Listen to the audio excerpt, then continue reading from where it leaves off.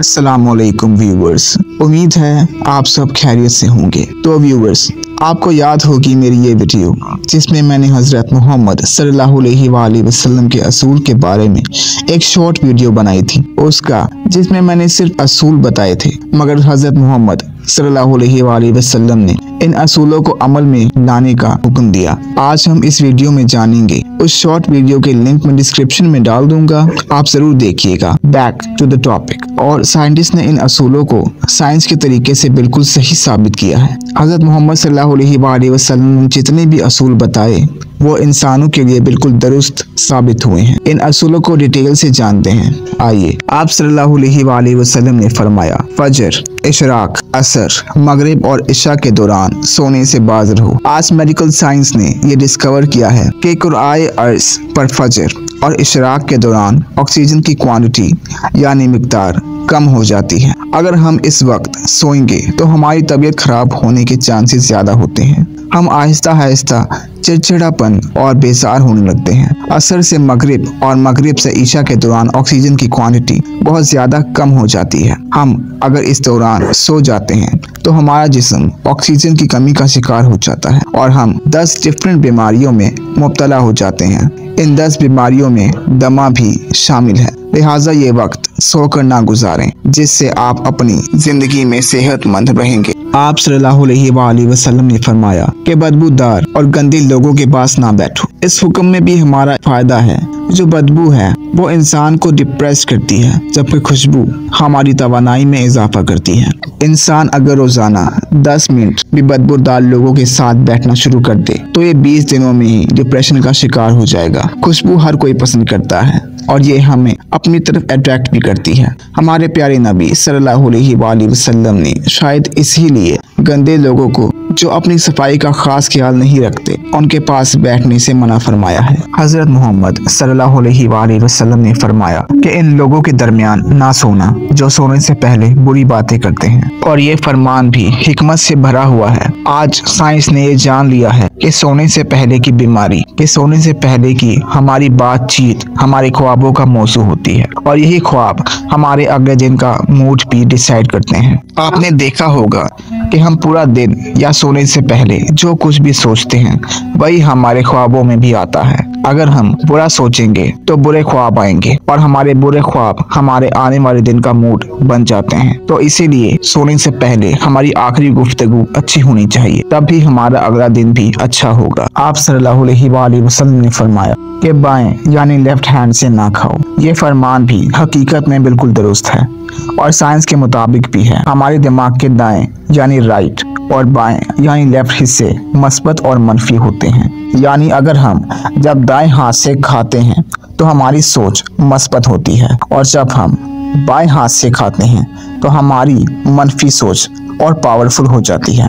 इसीलिए हमें चाहिए कि दाएं यानी राइट हैंड से ही खाना खाना चाहिए।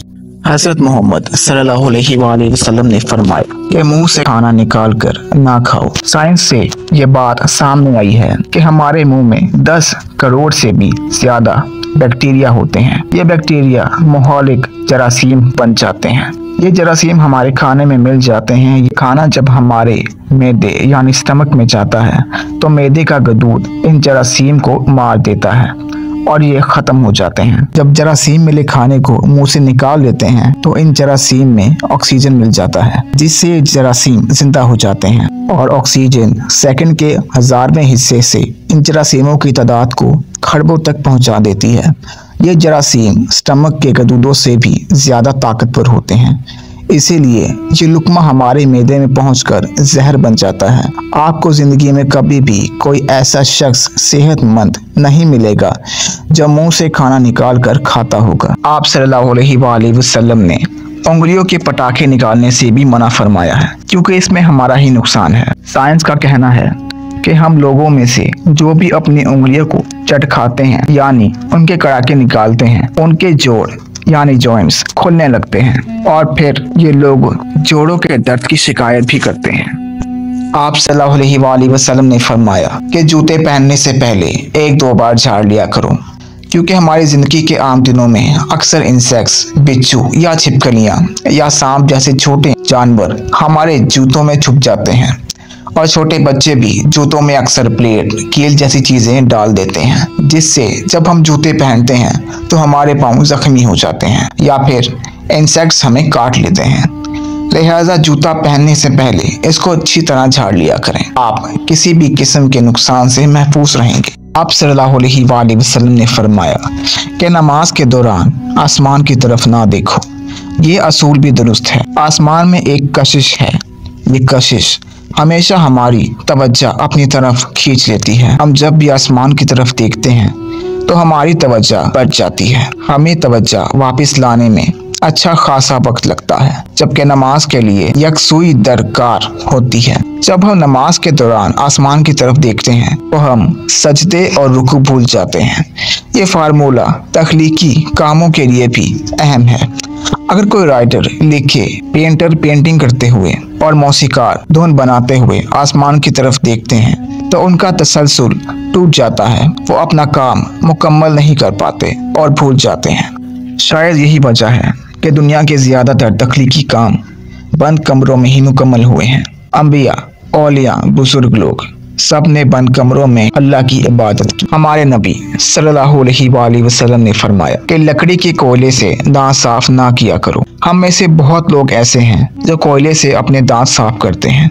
इससे हमारे दांत थोड़ी देर के लिए चमक जाते हैं, पर यह अक्सर हमारे मसूड़ों को भी जख्मी कर देता है और दांतों की जड़ें भी हिला देता है और मुंह में बदबू की वजह भी बनता है। लकड़ी का कोयला तो कार्बन होता है और हाइजीनिक भी नहीं होता।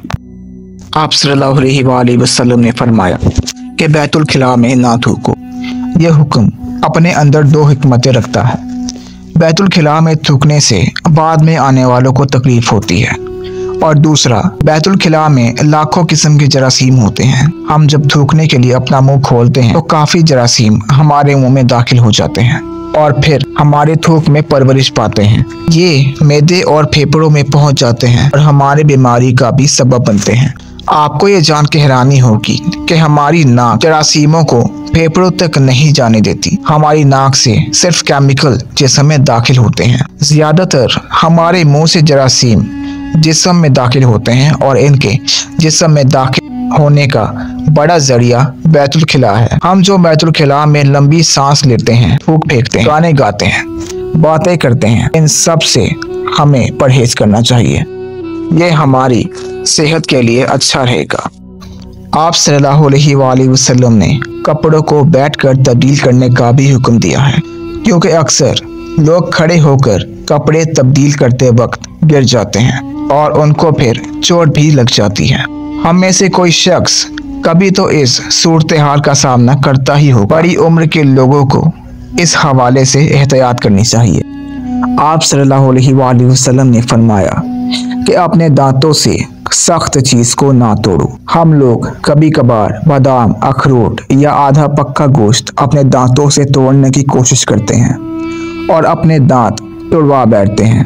ये दांतों में से खून निकलना शुरू हो जाता है। दांत अल्लाह की बड़ी नेमत है और जिंदगी का अहम हिस्सा भी। शायद नबी सल्लल्लाहु अलैहि वसल्लम ने दांतों से सख्त चीज ना तोड़ने का हुक्म इसीलिए दिया था ताकि हम इससे एहतियात करें और हमें इससे कोई नुकसान न हो।